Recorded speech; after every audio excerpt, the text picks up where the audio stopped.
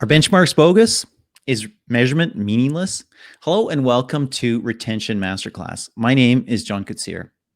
And I'm Peggy on Salz, and of course, one of your co-hosts for today's show. Most marketers look for benchmarks and they treat measurement like gold. And it's understandable, right? We want to know how we're doing relative to others. Yeah, but when you think about it, that's very true. That has huge challenges, but a benchmark at the end of the day is only an average, John. And really, John, who wants to be average, right? That's what I'm hearing out there. And that's why I'm so excited about this show, because that's what I'm hearing. It benchmarks are bogus. But no matter how you cut it, whatever you measure is your activation, your engagement. It's going to be different depending on your app category and your company, depending on where you compare it to someone else. So a lot of reasons to deep dive into what retention benchmarks really mean. And that's what we're going to do today. So here we are. Yeah, absolutely. And we're super pumped to bring you an all-star today. He was the VP of growth at Hubspot. And of course, everybody knows about Hubspot, which is absolutely massive. And the growth curve there has been incredible. I think they now have almost 80,000 customers, which is just unreal. He's been a founder multiple places, an entrepreneur in residence. And Peggy, you've got more about him. Well, yeah, I mean, he's this founder and CEO of Reforge, which is like the place, right? It's like pick up a pew, join in, get your course there, because it's probably the best place on earth for marketers to learn about marketing. So welcome to Retention Masterclass, Brian Balfour. Great to have you here today. Yeah, thanks for having me, and I appreciate all the kind words. Oh, it's a big pleasure. And of course, we had somebody from masterclass.com last time. Now we've got Reforge. It's amazing. The best of the best. It's wonderful. You've said, and recently said actually, that retention determines category leaders. Can you talk about that a little bit?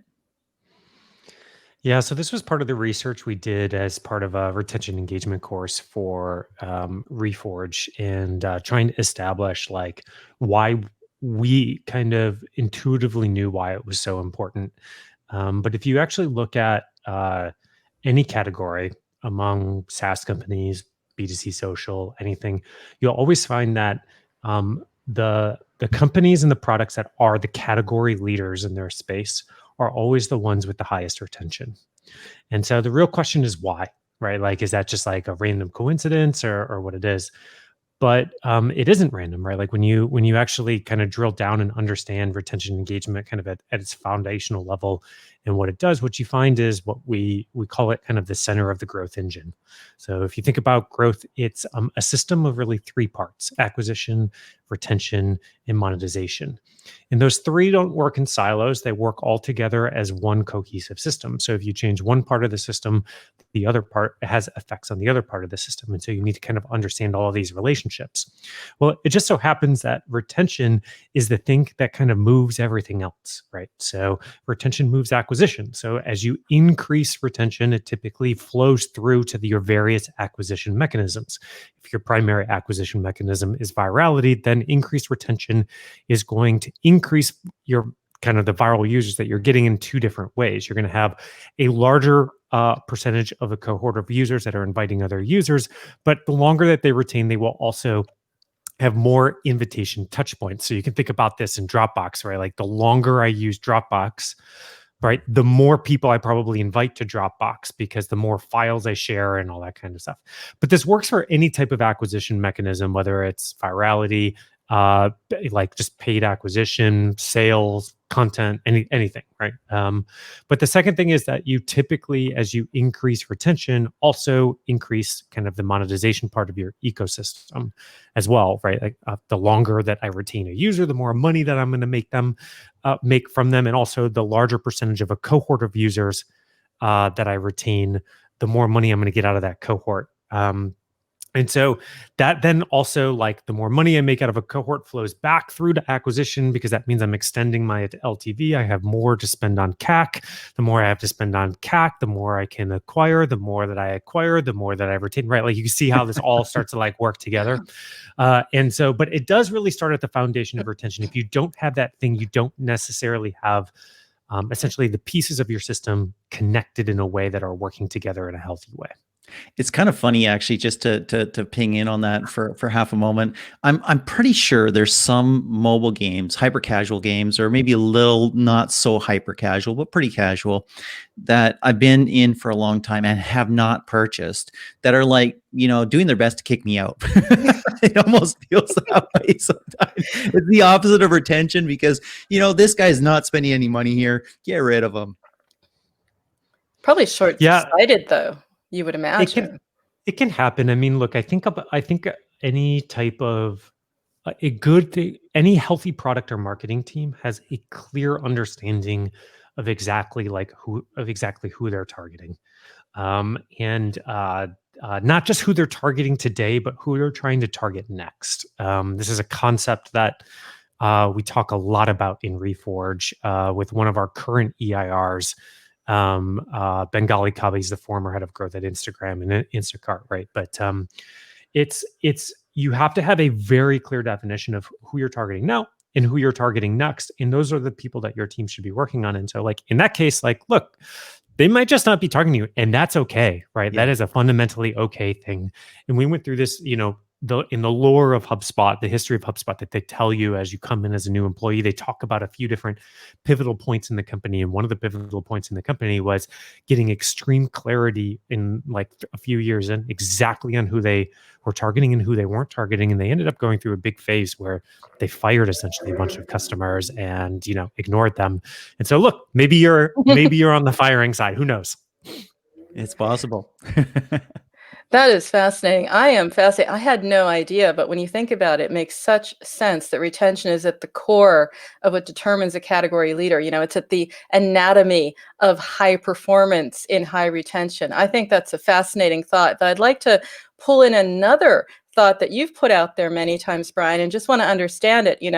It's one thing to say that this is important to look at as being part of that anatomy, as I said, but the benchmarks, who wants to be average? Benchmarks are useless.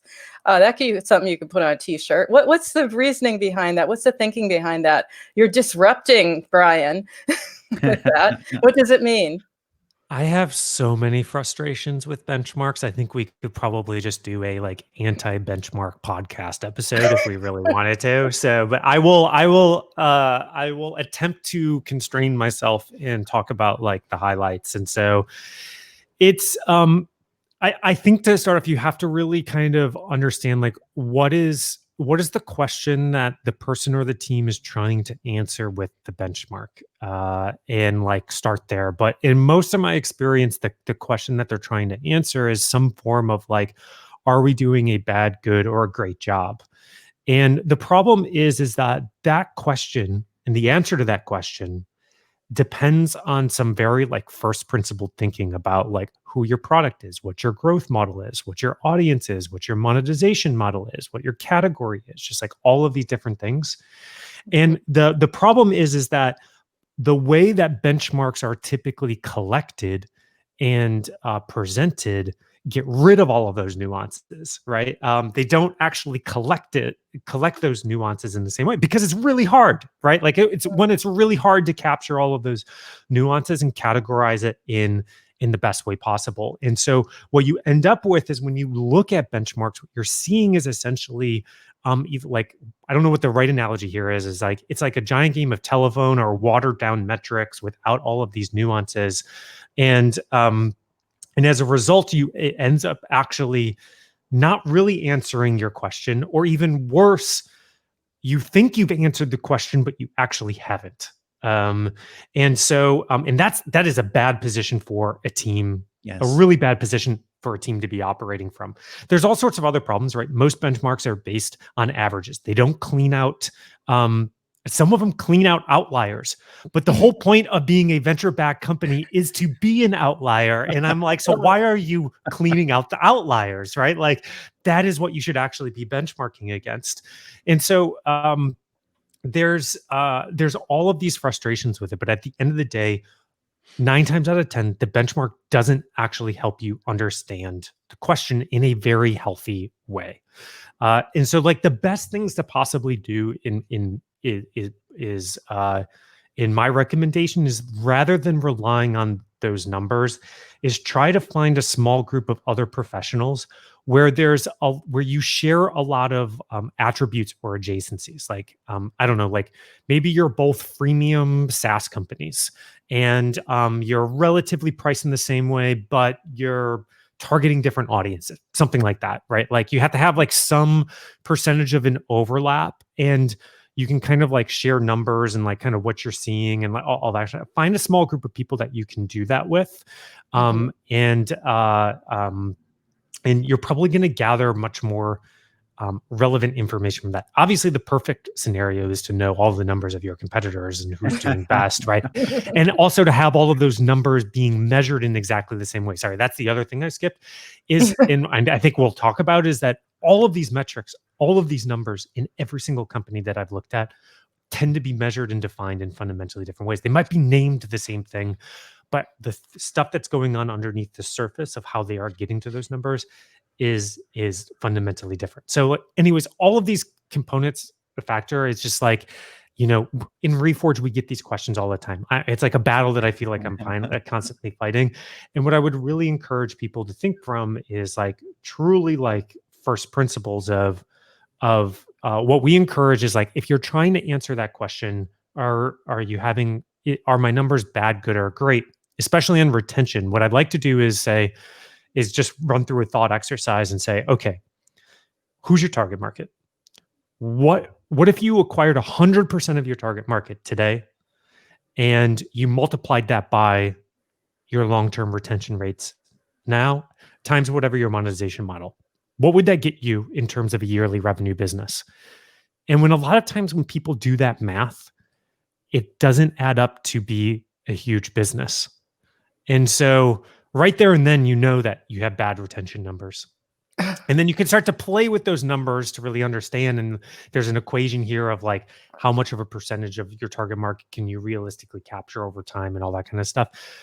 Kind of more bottoms up from that perspective is typically a much better approach than kind of just like looking at these numbers out there. Sorry, last thing on this, and then I will cut myself off. There are some exceptions to this. There are some people who gather some pretty good numbers and provide some of this context. There's a SaaS survey done by David Scott from Matrix and Pacific Crest. I'm getting emails about it right now. I know they're collecting this year's data, so that's interesting. Profitwell does a pretty decent job on revenue retention metric numbers. They have so much data that they're able to segment it for you and give you some of that context and nuance. So there are some exceptions out there, but in most cases than not, I get pretty frustrated with the conversations around benchmarks. Okay, I'm done. I just want to ping in on one thing. I think it's amazing, John. We have the goodie bag here right now, right? We have not only that benchmarks are useless and why, but we have a couple data providers that we can actually look at, and read and consider in the future. I mean, that's a plus right there. You could almost end the show right there. But I did want to think about one other thing, though, when you were talking. I mean, I would just be curious because I was sitting here. It's the first time I'm hearing this, Brian, right? And I'm almost like ready to be hyperventilating when you say, these numbers are useless and how we look at them and outliers and all the rest. I'm just curious what the response is from people. Do you find that people are looking at you and saying, yes, I'm following Brian? Or are they saying, oh my goodness, I have to go back because now I need to go in a quiet, dark place and rethink my entire model because it is a shocker. Well, I mean, essentially both are happening, right? Okay. We actually do in Reforge get quite a few people who come through it, and it's kind of like opening their eyes essentially to like what great actually looks like. And so, and that's a really hard view to get when you're kind of heads down working like all in like one basket. And so we do get that. We do get people who are like, great, like, let me start thinking about this from first principles and foundational perspective. But it's hard to get away from the benchmarks for a couple of reasons. One is that unfortunately, like, executives still demand it. and it's so frustrating. It's like a lot of times they're looking for that external credibility to like tell them what good and great kind of looks like versus kind of helping go through a lot of that first principles thinking. Also, professionals are just incredibly, like, their time is incredibly constrained and demanded. And look, thinking through this from a foundational perspective is more time consuming. It is harder. I understand the friction there, but that friction is worth it when you consider that the potential costs and downsides of drawing the wrong conclusions from benchmarks could actually lead you in a bad direction. And you don't even know you're going in you're kind of like looking at fool's gold, right? You don't even know you're going in a bad direction until everything hits a brick wall. And so like that, I think is like, that is like kind of like the downside of it. So we kind of see a little bit of all of it. And I don't, if your excuse is, I don't want to put in the hard work, that is a very bad excuse. If your excuse is like, hey, I've done this anyways, and my executives are still demanding it, then like, it's a hard thing to fight with. I wish I wish we could educate everybody on how to like fundamentally think and influence and change everybody's mind. We're working on it, but that I think will take a while. It's funny, and I'm going to ask both of you for help here, because I think we need a new term. Because as you're originally talking about this, and you're talking about the danger of thinking you know, right? I mean, I was thinking about known knowns, right? And you've got known unknowns. You've also got unknown unknowns, right? Which are business risks that are probably significant. But then you've got these things that you think you know, you think are known knowns, but are actually unknown. And those might be the most dangerous of all. Definitely the most dangerous. 100% the most dangerous. Yeah. In terms of measurement, you've delved into it a little bit, but what have you seen in terms of differences in measurement, whether it's CAC, whether it's LTV, whether it's different things? Are you mostly talking about across different verticals they measure differently, or even within the same vertical, you have vastly different ways of measuring standard kind of categories? Oh, it's definitely way different even in the same category. So there was this blog post at one point. I have struggled to find it since. I really hope I find it, but it was an awesome blog post done by some PE firm a number of years ago, looking at all the public SaaS companies at the time and their equation for LTV. And every single company, there was something different in their equation across 20 companies. And I was like, oh boy. And so, but on the retention side, while we're on this topic, right, let's just walk through a branch here, right? Like somebody will say, this is what our retention is. And I'm like, oh, and they'll like spit out some percentage number. And I'm like, okay, well, first, is that user retention or is that dollar retention? Right. So that's the first branch of the tree. Now we can go down the user retention, right? And I'm like, well, are you talking about a user, a team, or a company? Because like in a SaaS vertical, right, like those three things are very different. And then I'm like, are you talking about retention on the product, a feature, a use case, right? So all of a sudden, like, I don't even know what the number of permutations is that I just kind of described right there, but it's all different. And now we're not even getting to the permutations of like, okay, once you define all of those things, then there's all sorts of different permutations on the time frequency, the action that is indicating retention, as well as a number of other factors. So you have to be very specific in what you're defining. And we also didn't even talk about time period. When people say like, I have like 80% user retention on the product, and the action that indicates this is XYZ, that's still not enough. I'm like, okay, well, is that 80% over 6 months, 12 months, 18 months? Right. And so a lot of these things have to be contextualized with basically the time period. So they're all different. You look at every single company, and to some extent they should be different, because once again, like what a retention metric should fundamentally at its core indicate that you've built a habit with a user around them using your product to solve a problem. That's what it should indicate. And so your product, your problem, your solution, right? Your audience, like all those things are different. And you can also slice and dice it in a million different ways. And as a result, it's just like a retention number from one company does not equal a retention number at another company. So it's very much an output. It's very much what I produce, because I've done something that keeps my user coming back, keeps my user loyal, keeps my user, we won't even go down to, is it the feature or the product? We'll just say that they're loyal. Okay, Brian, just to keep it there. But I'm just curious as well about how I engineer that output. Is there some way that I can be doing this, some best practice to share? Because it is something within my control. I do have some levers to push and pull, right, Brian? So there is a level of, it is the numbers, very, very much, but I do have some control over that. What is that I can do? What can I engineer? Yeah, so this is a fundamental message that we say at Reforge. Retention is fundamentally an output. The three core inputs into retention are activation, engagement, and resurrection, sometimes called reactivation.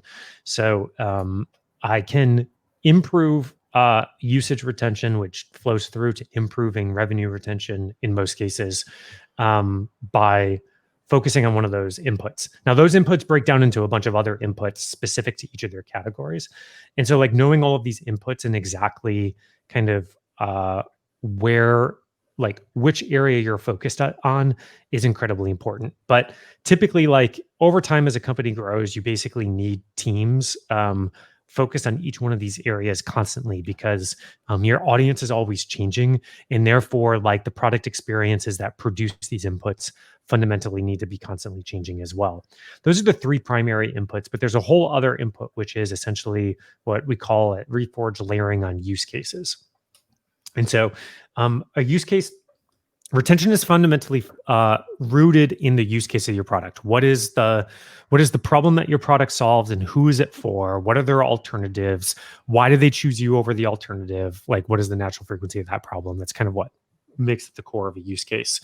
And you can break all these products down into their use cases, and those use cases determine what good retention looks like. And so what you'll see is most products, what they start off with is they start off by targeting one use case, and you've got to nail activation, engagement, and reactivation for that single use case.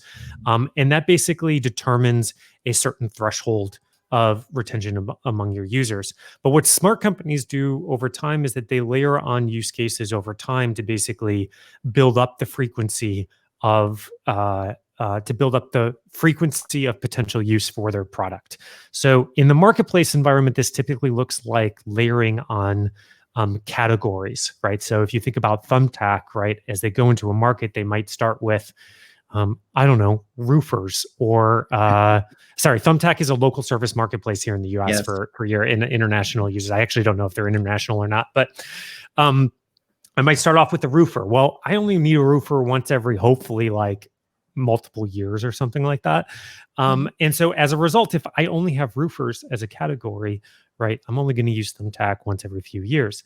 But you see like a company like Thumbtack, they layer on a bunch of other use cases, and specifically how they sequence those use cases to more frequent use cases like, let's say like home cleaning, right, which is something I might need monthly or every other month, or lawn mowing or something like during the summer, which I also need, right? Like all of a sudden now, all of those use cases essentially add up to a much more frequent use of Thumbtack overall. I think you've also kind of seen this and brilliantly in a couple other spaces. So I think one is the meditation app Calm, and led by an amazing leader there. Her name is Dun Wang. Their team has executed incredibly well. Not only have they nailed the improvements around activation, engagement, and reactivation for their core use case of meditation, but they were one of the first people to layer on the use case of helping you sleep, right? Now you think about that, right? And those two use cases are fundamentally different. On meditation, I typically, as a user, am building a habit. That is a very hard thing for a product to do. Yeah. Sleep, I already have a habit ingrained. I sleep every night. I have to sleep, right? And not only that, for those who have trouble sleeping, like myself, the problem is real, right? Like the pain point is very real. And so they're layering on a use case where they're not building a habit, they're tapping into a natural habit. And that habit is pretty frequent. It's daily. And so combining those two together, those adjacencies together, ends up actually increasing retention as a whole. That's genius. That's absolute genius because I have a Muse. And so, the Muse is supposed to help you meditate and stuff like that. And honestly, I might pull it out of the box every 3 months or something like that, because meditation doesn't ring. Right? There's nothing that pings and says, "Hey, meditate now." There's no burning platform for me to get there most of the time, right? But yeah, for sleep, I got to do that every night, just like you said. And there's a reason for me to want to, quote unquote, sleep successfully or have a good sleep. So that's a nice habit builder. Yeah, exactly. And so these are some of the nuances around retention, right? Like we just talked about a couple of them, which is Mhm. around like, are you tapping into an existing habit versus building on trying to build a new one? But there's some other aspects of this, right? If we would just want to carry us through it as an example, right? The reward I get from meditating is not as visceral as the reward from a great night's sleep. Like if I have a bad night's sleep, like I hate to say it, but I am not a nice person. Like, it is a, I am a miserable person. And so the reward there is just so strong and so visceral versus meditation. It's like, I know it, like I feel good afterwards.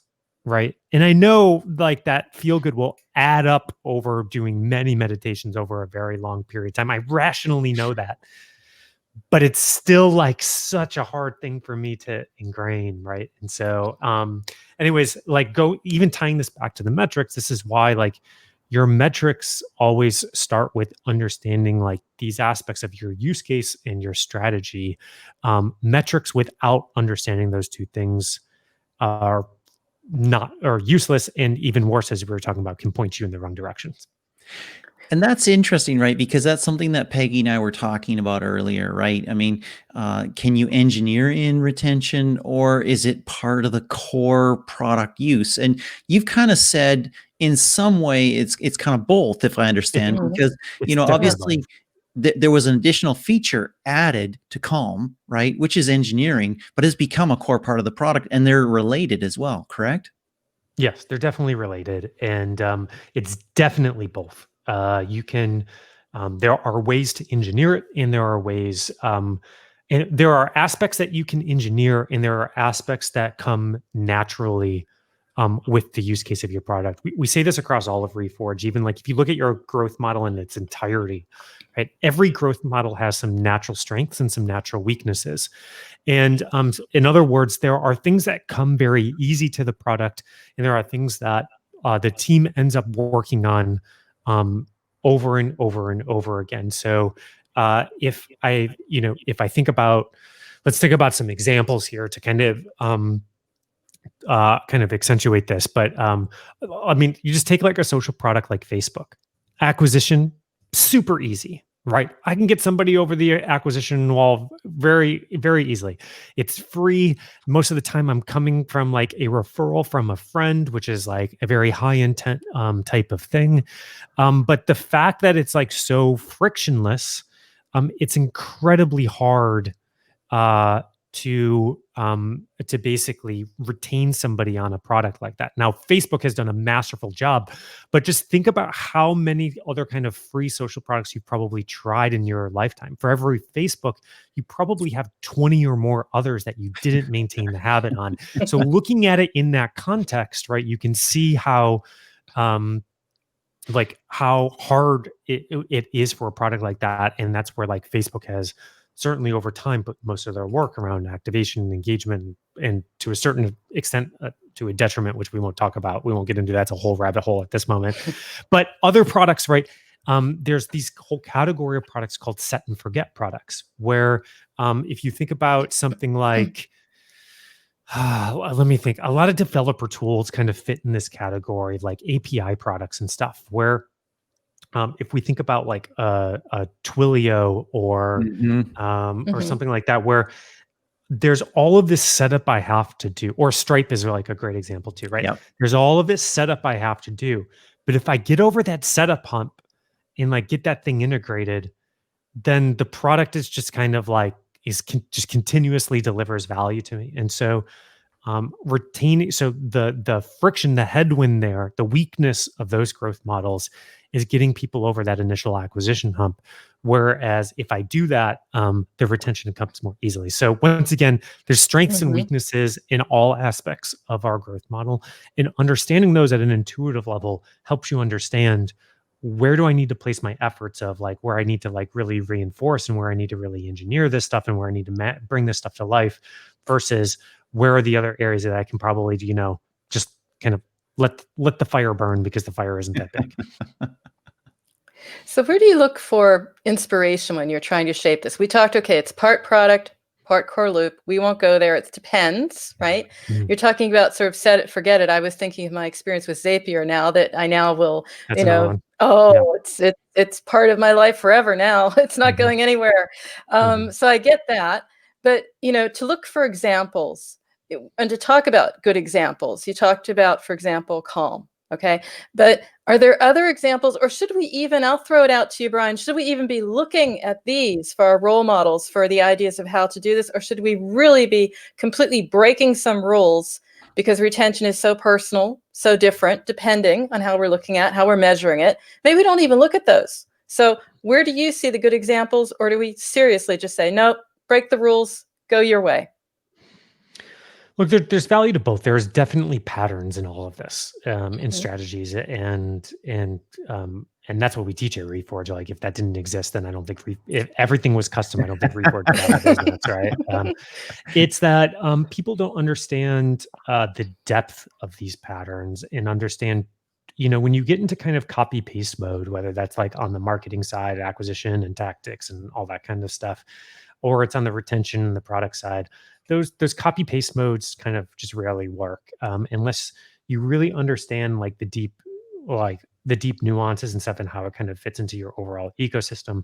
But usually, like I recommend paying it once again, kind of going back to this analogy that there are things that come natural to a product, and there are things that don't come as naturally, and you have to essentially work for them.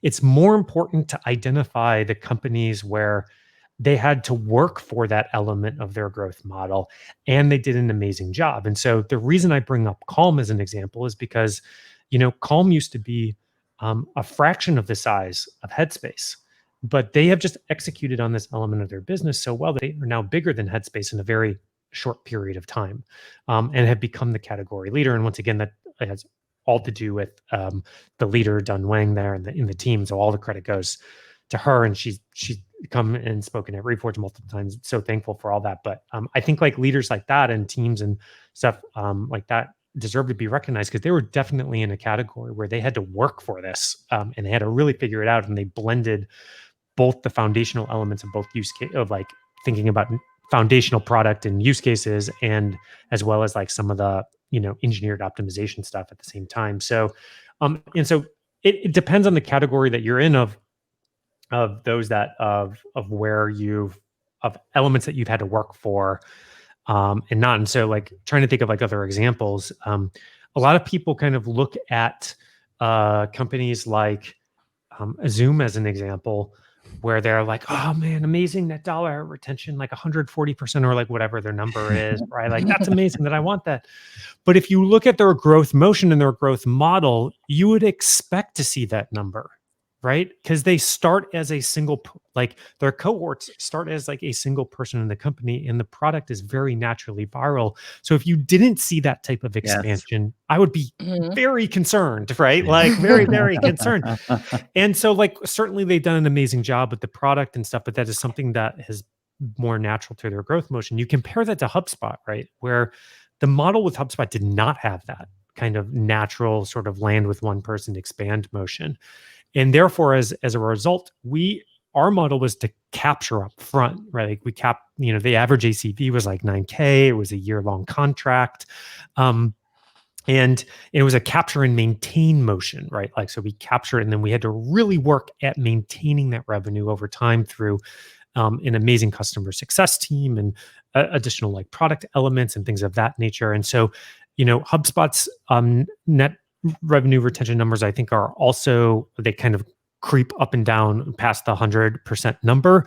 But what you don't see looking at that number is how much work has gone in to achieve that type of healthy number as a result of it. And there's a lot of reasons why that was more of a headwind, right? We sold into a VP of marketing. They were usually solo marketing team. So if that VP of marketing left, and the tools tended to get ripped out. And so there was a bunch of work that had to go into making that part of our growth model healthy. And that's super interesting as an example as well, because you have aspects of kind of both sides there. You have a bit of the set and forget because you've got the platform aspect where it connects with a lot of APIs and stuff like that. But you've also got a lot of that daily habit stuff going on with that particular model. Very interesting when you can combine those in a product. Yeah, and look, like I think the every growth model has its flaws. The pursuit of like perfection is one that I have to constantly keep myself away from, especially when I think about Reforge, right? Because like I spend all of my days thinking about and talking about these like amazing category like leader companies and what they did to get there and all that kind of stuff. And a lot of times we kind of want to fit our business. We're like, oh, this Yes. is amazing from this business and amazing from this business, amazing from this business. And sometimes I'm like, I don't have all of those elements, and so I feel crappy about myself. But and so like I have to remind myself, right, that no business has like all of those elements perfectly combined. It's about identifying the things that you really have to work at and just kind of building progressively over time, and all of these types of things. I wanted to ask you about people who come into your courses. I'm guessing a lot of them are pretty high-end marketers, pretty high-end brands in a lot of cases. What are one or two things that you find that they still maybe understand least about retention? Well, it depends, right? So for Reforge, we specifically we build our programs like any product. We build for a specific target audience. We constrain that target audience, and the reason we do that is because if we try to build for everybody, it's going to be impactful for no one. I think this is actually a huge problem in education today, especially professional education, is that and especially in our general business schools, is that the topics in the courses that they teach are so general. They try to apply it to so many different types of businesses that at the end of the day, they're just so watered down that it's very hard for people to apply. So we very specifically build for product managers, marketers, people working on growth teams that have at least 3 years of experience. They're in a company typically of at least 30 people, typically a little bit larger. They are post-product market fit. They are specifically working on a product in a company, right? They're not just kind of generally advising. They're kind of like in the trenches, a number of other factors as well. And so you have to know that context specifically for what I'm about to, for the things I'm about to say. But I think it would take a lifetime to become an expert in all of these areas. An absolute life. I And don't even then all think you your could do it knowledge would be toast anyways because it's all changing. Yeah, exactly. I don't think you could even do it in a lifetime. And so this actually, what you see in a lot of companies is that we work on from problem to problem, like we kind of shift from problem to problem as we kind of go through this. And so what at least we see a lot is like some very experienced people that get put on a problem, but they've never worked on that problem before. Yes. And they can either kind of learn it the hard way by trial and error, or they can kind of learn how the people who have done it before have done it. And so we see a lot of the same things that we've just been talking about, like how to properly measure this, how to properly identify your use cases, how those use cases inform your activation, engagement, and reactivation levers. Once you inform that strategy, like what are all of the different levers that you can pull on? And all of these things do evolve and they do change over time, especially as new categories of products emerge. We can think about how all these elements kind of combine in a different way. So and not only that, but we get a lot of people who are like, hey, I've heard a lot of bits and pieces of this, or I've been exposed to a lot of bits and pieces of this, but I now understand it in such a cohesive way that I'm much more able to clearly communicate, influence, get to the right answer more quickly, all of those elements as well. And so that's kind of like the second value of Reforge as well. But it's a lot of the core foundational things. I think what people are surprised at Reforge is you hear these things, but hearing them is not knowing it. And when we show the 10 layers of depth that we kind of we walked through on the retention metric, right? Just like imagine there are those layers of depth for every single concept that you could potentially imagine. use cases, cohorts, manufactured and environment loops, reactivation, the psychological levers, customer states, like all of these things. And so the amount of depth there is like the as we kind of really we really try to drill down to those deep details and then build people back up once they kind of understand like those layers of layers of depth from it. It's a boot camp. Yeah. Tear them down, build them back up. I don't want to say that. I mean, like like I said before, the purpose is not to tear them down, but I think once again, we try to like open everybody's eyes to the amount of depth and what great like kind of really looks like. Well, the reality is, I mean, you're obviously not trying to tear anybody down. They're your customers and they're your colleagues in a lot of sense, but thinking is a perfect barrier to learning, right? And so when we think we know something, then it's really, really hard to teach us that thing. So I totally get it. There's this blog post that my CTO, Matt Greenberg, and I have been talking about writing, and I really want to write it, which we don't have an exact title for it, but it's like something to the effect of like, I was stupid. And essentially what it is just a series of stories. Like most of the things, like if I look back at my time at HubSpot or my past companies where I was like super frustrated with something, this team didn't get it, or they didn't agree with my idea, or this like executive, like all those types of situations. I now with hindsight realize that they were not the ones that were wrong. I was wrong. And I just didn't have the right context, the right communication, like whatever it was. There's a million different elements. And I've talked to so many other leaders about this that have like come through Reforge, and we all have these stories. But it's so hard to recognize it in the context of things. And I wish I could go back and redo those moments again and in my career, because I think it would lead to just like not experiencing a bunch of pain and frustration. But yeah, there's I've only gotten that with kind of a lot of hindsight, looking at a lot of different examples and seeing a lot of similar situations. And so I wish it was something that, like that perspective is, I think, a really important one for those that grow the most. I have to ask. So I'm just curious, when you say you made a mistake, or you not made a mistake, but where you were stupid or had a preconceived notion, is that because you yourself were looking at the data, like you said at the beginning, we tend to sort of simplify. We throw the outliers out, right? Because that doesn't fit the model. And we look at the data and we sort of construct our data-driven reality at some level. I know a lot of marketers who do that.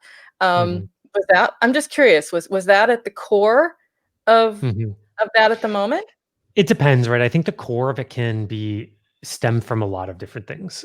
I think specifically at my time at HubSpot, I've actually written about this, where I was brought in to help establish and grow new product categories for the company, and they wanted to do it in like more of a product growth motion versus a sales and marketing led motion.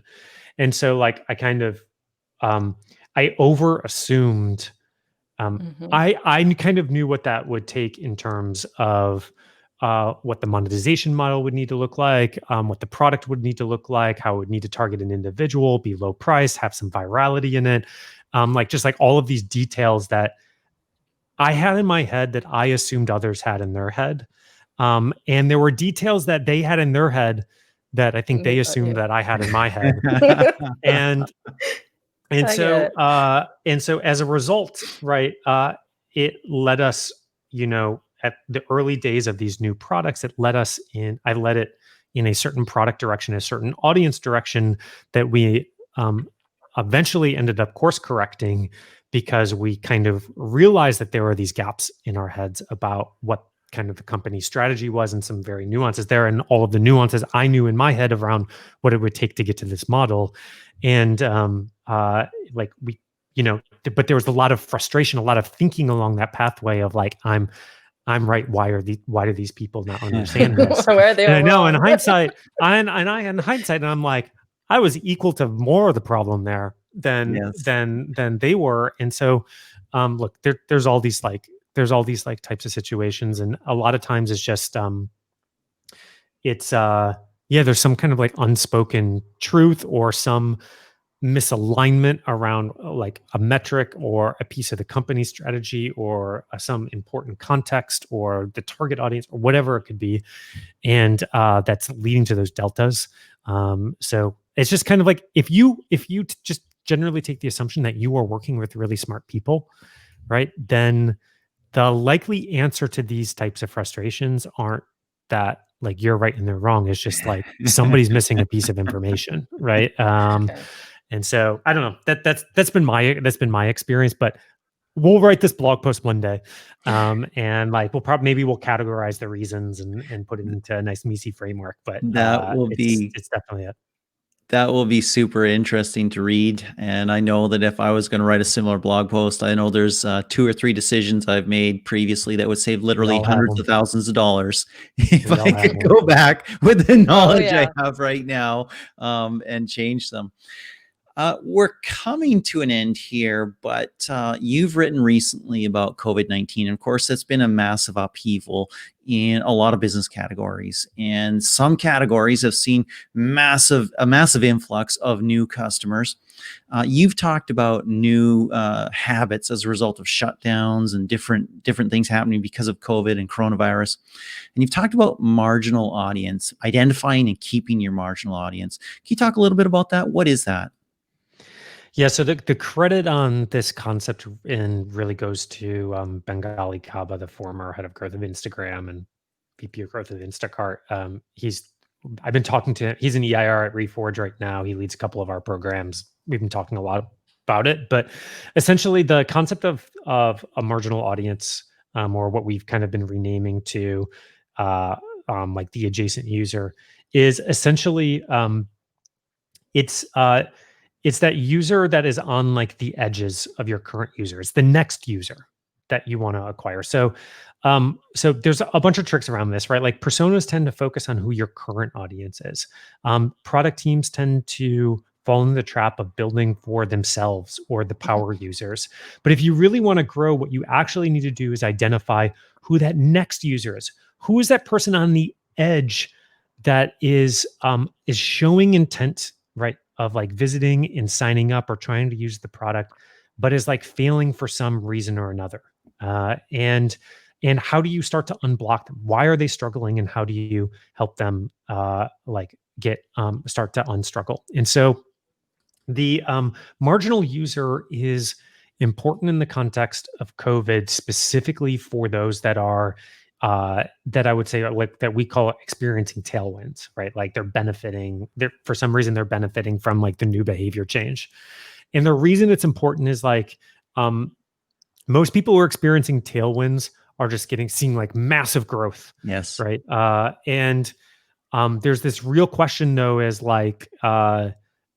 kind of hopefully at some point we resolve COVID and some behaviors go back to quote unquote normal, or they kind of enter a new normal, whatever you want to call it.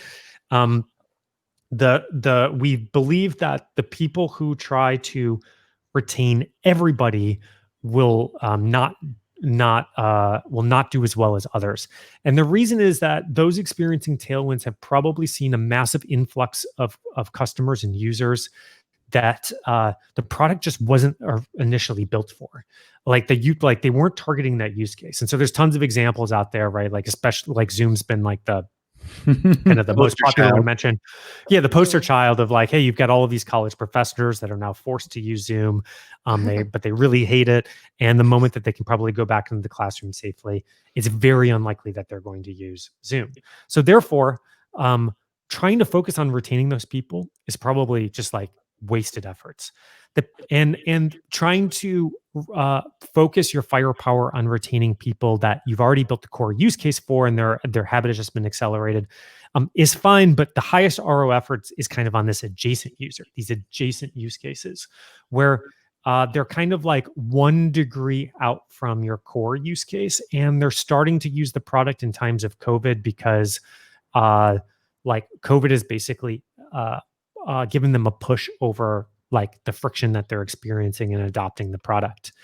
But you kind of want to take those users and try to lock in their habit and really find so like for Zoom, the example we give is there's probably a bunch of companies that were not remote before that are now forced to go remote, and they're likely going to stay fully remote or some hybrid therefore after, right? Like those are the set of companies that would be probably an amazing set to like make sure that you've locked in their behavior no matter what goes after. But that college professor that like just wants to get back to the lecture hall or something like that, probably not the highest use of your efforts. And so my guess is, like, on the topic of retention, a lot of these companies that are experiencing tailwinds, we will see retention decay and degrade at some point. And it's going to be interesting to see how the public markets kind of respond to that, because it's just impossible for these companies to retain 100% of like the new usage that has come in, because they're coming in and using the product for things that you just never intended to build for. And to build for that new use case is like maybe like 2, 3, 4 hops away from where you are now. Like it just doesn't make sense, right? Like you need to progressively build versus just like try to like hop to a new island essentially. So it's fascinating, the position of retention in this discussion. It's like you have to think about the next user, and you have to build retention. You have to build loops. You have to pick out whether you're going to hop onto existing habits, create new habits. Now, what I do a lot of is interview app marketers who are just really beginning to think about this. And it's interesting because it's like, oh, acquisition sits here. Retention is over there. And it's very sort of disjointed. There's a disconnect there that's fascinating in and of itself, which is probably a nightmare for you. But in a just a brief description of where retention should sit in an organization, because I'm just beginning to see cross-functional teams. It's getting really exciting. It's like a petri dish of leaving them out alone and seeing what will happen. But there has to be a place in the org chart for retention. What is it? What should it be? Where's the fit? Yeah, almost in any org, it's going to stem in product, and it should be formed from a cross-functional team. So PM, engineer, design. Depending on your growth model, you might have marketers on that team. You might have even like customer success folks on that team. But it fundamentally has to stem from product. I fundamentally believe that there are very few meaningful problems that you can solve without product and engineering support. And in fact, like if you get into a mode where there isn't that support, you tend to end up just starting to throw bodies at it. And when you just start throwing bodies at it, you're not building any leverage in your business whatsoever, right? So leverage comes from building like technology software and greening it within your product. But these teams fundamentally need to work together. At least at HubSpot in the early days when we were focused on our new model, our monetization team was like kind of a PM, an eng, a designer, and a sales guy's name's Mike Peachy, actually runs the growth team at HubSpot now, the product growth team.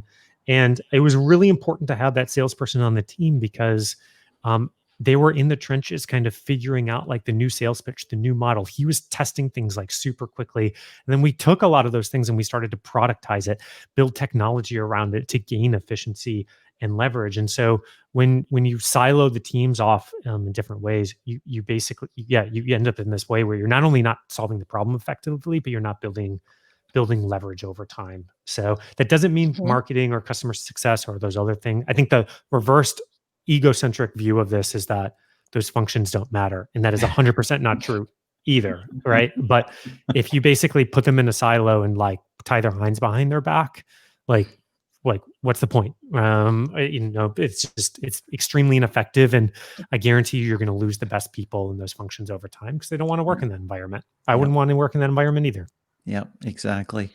Well, Brian, it has been a wonderful almost hour that we've been chatting with you. Very insightful. I want to thank you so much for being on the show. Yeah, thank you for having me. It's a great discussion. And if people want to reach out to me, more than welcome to. I have my personal blog, brianbalfour.com, reforge.com if you want to join us for any of the programs.